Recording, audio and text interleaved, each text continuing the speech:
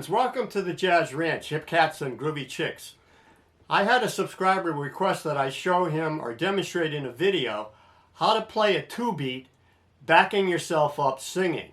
In other words, singing at the piano and accompanying yourself with a two beat. Now, a two beat is just a way of playing your left hand bass line on 1 and 3 with the chords played in the right hand. I'm going to show you that technique in this video later on, but I'm going to demonstrate it for you first with two versions, starting out with a version that's just solo piano and vocal, and then later on with a backing track. So here we go with version 1.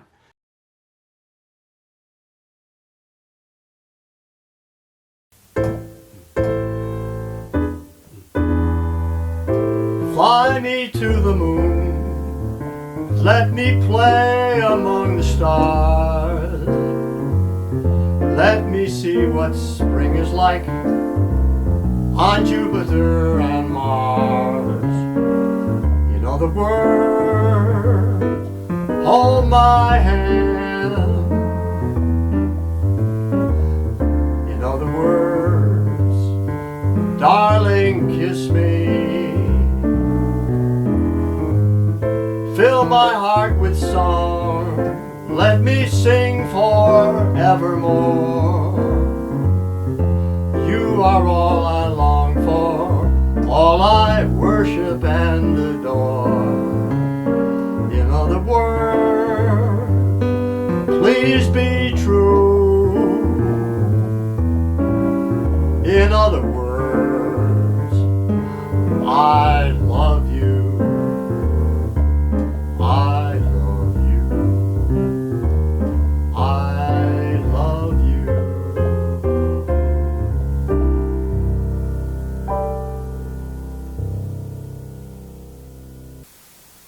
Okay, welcome to the Jazz Ranch studio. I'm going to talk about what I explained and show you how to play a two beat to accompany yourself while you're singing at the piano. So you're playing piano when you're singing, you want to accompany yourself, and this is something you want to learn to do because you can get gigs playing solo and singing, and that's in demand. So you want to learn this. So I'm going to put the headset on so I can hear what I'm doing. Okay, so we're in the key of C.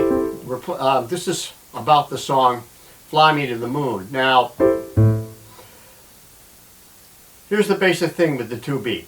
You're playing the bass note on 1 and 3, and you're playing the chords rhythmically in the right hand. So you have to learn how to do good voice leading in your right hand. That means moving from one chord to the next very smoothly by using inversions. And you want to watch videos that I have on that to understand that better.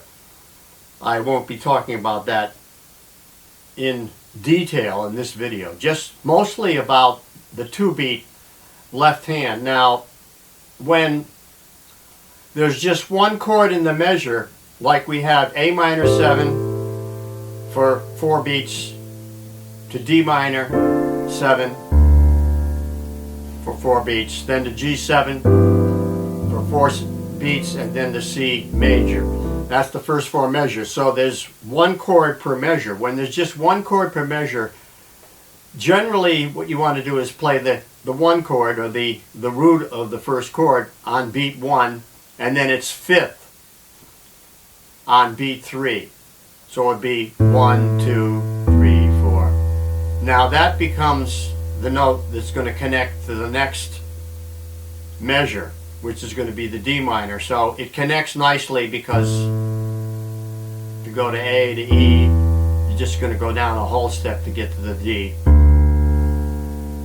And then to connect to the G on the next measure, you can go up the fifth to the fifth of the D, which is the A, and it connects to the G, and then go down to its fifth, which is the D, which connects to the C. So that can be like this if we counted it. Those 4 measures can be 1, 2, 3, 4, 1, 2, 3, 4, 1, 2, 3, 4, 1, 2, 3, 4, 1. Then I'm going to go down to A minor from there. So you see, using the fifth is a good way to connect.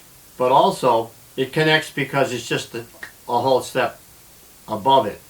So now we can use another note,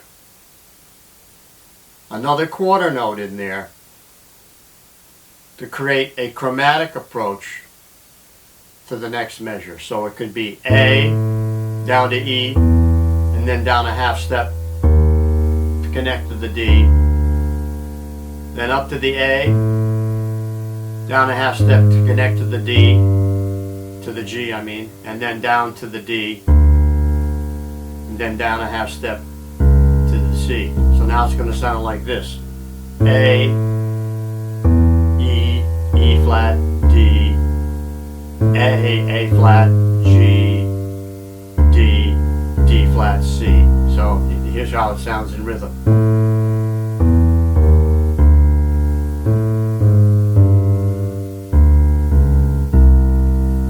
And then we go down stepwise to get to the A minor. So you see, or if you want to go to F from there, you can use F too. So it could be this.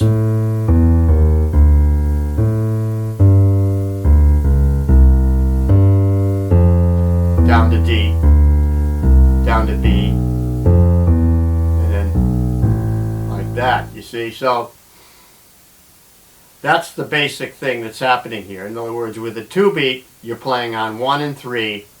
So if it's just one chord in the measure, you use the fifth, or a connecting note. In other words, if I'm going to go from F down to D,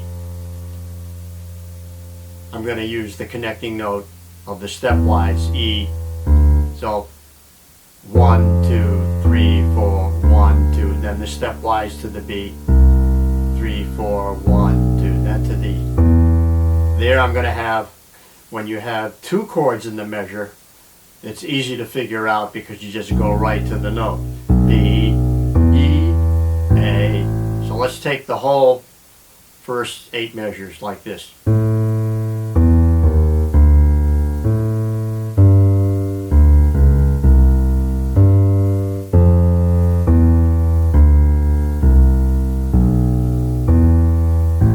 See how that's working? Now let's put it with the chords so you hear the chords.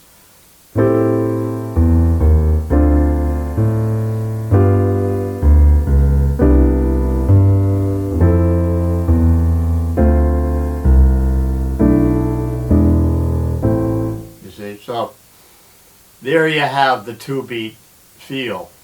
Now let's take a look at it, the rules in the book. Here's a quick look into my book, Jazz Piano Methods and Songbook. This is volume 2 and the chapter on bass lines, chapter 18. And it covers 2-beat bass lines and 4-beat bass lines. So there you have examples, you have the theory explained. Here it tells you how the 2-beat works on beat 1 and on beat 3 on the 5th, and then the connecting note, and then you have an example here. Here you have an example of root, 5th, and then chromatic connecting note to the next chord, and so on. And then you have an example of a song to play that applies the examples, and then another song to play in 2 beats. So you have practical information here. So in review, the 2-beat is playing on 1 and 3. So if there's 2 chords in the measure, you play the roots, and then you connect to the next measure using a stepwise movement, or a movement that takes you either from a whole step above or a whole step below to the next note, to the next measure. If there's 2 chords in the measure, you're just going to play on the root of each of those chords using a connecting note whenever it sounds right, like usually on the 4th beat. So like you'd have, you know, something like 1, 2, 3, 4, 1, 2, 3, 4, no, 1, 2, 3, 4, 1, 2, 3, 4. So you put that connecting note on the 4th beat. as you see in the book. Now, I'm going to talk briefly about the idea of playing with a backing track.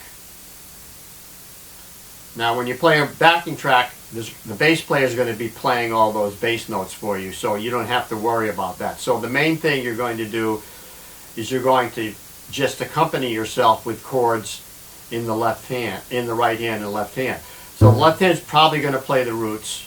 So now on this one, I use the song "It's Only a Paper Moon." Say it's only a paper moon sailing over a cardboard sea, but it wouldn't be make-believe if you believed in me. Yes, it's only a canvas sky hanging over a muslin tree, but it wouldn't be make-believe if you believed in me. Without your love, it's a honky-tonk parade. Without your love, it's a melody played in a penny arcade. It's a Barnum and Bailey world, just as phony as it can be. But it wouldn't be make-believe if you believed in me.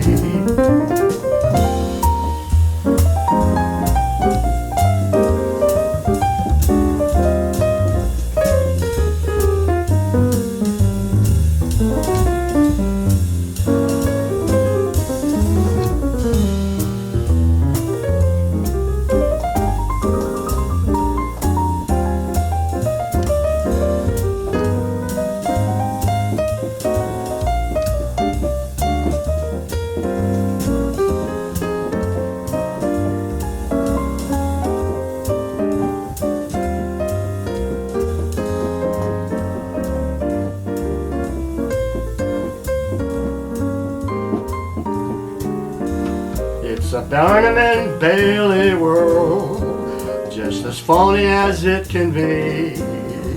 But it wouldn't be make-believe if you believed in me. If you believed in me. If you believed in me. If you believed in me.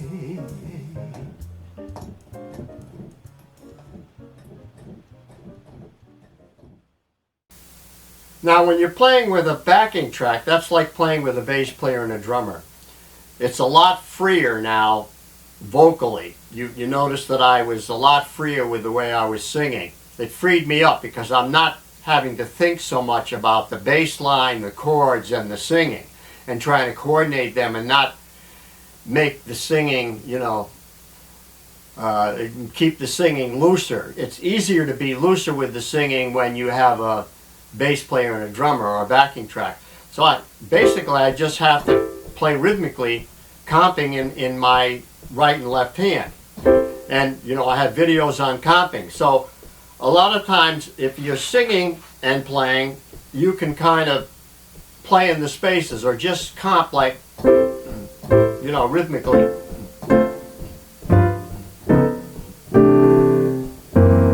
Like, fly me to the moon and let me play among the stars. Now see, I'm phrasing sort of off the beat and I'm playing more on the beat, because if I could play more off the beat with my singing phrasing, but then it would sound stilted. It wouldn't sound relaxed.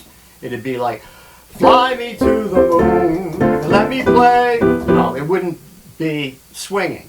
So you want to keep good rhythm, like steady vamp rhythm, and also some other things I'm doing in there that help. I'm using some substitute chords and some approach chords or tritone substitutes, which gives it more harmonic interest. So, I'm freer with my singing now. Like, fly me to the moon. See, I can go ahead of the beat with the moon and hit the chord on the beat. Like, Fly me with the moon. See, I went way ahead of the beat on the moon. Fly me to the moon and let me play among the stars. Let me see what spring is like on Jupiter and Mars. See, if you listen to Sinatra, you'll hear that he phrases way off the beat. And all the singers do that. I mean, they all phrase. They don't phrase right on the beat like a robot, you know. But you have to keep some sense of rhythm in your comping. And the bass player and drummer are going to keep it steady for you right on the beat. So now you can comp sort of off the beat slightly and then be much looser with the vocal. So that's something you want to practice and listen to how I did it and get a sense of that. And that's all I'm going to say about it for now. I don't need to dissect it any more than that. This is something you have to learn by listening and trying it out and practicing it. So thanks for watching, and we'll sign off. Signing off from the Jazz Ranch. Thanks so much for joining me. Now, if you want to have private lessons with me, consider checking out the link below on Summer Keys. If you want a great vacation in Maine, a beautiful state on the coast, and have a wonderful experience with music, studying with me, please check out this link. And until next time, I'll say in the words of my great friend Hermie Dressel, swing loose. We'll see you next time around, and please write to me. See ya. Bye-bye.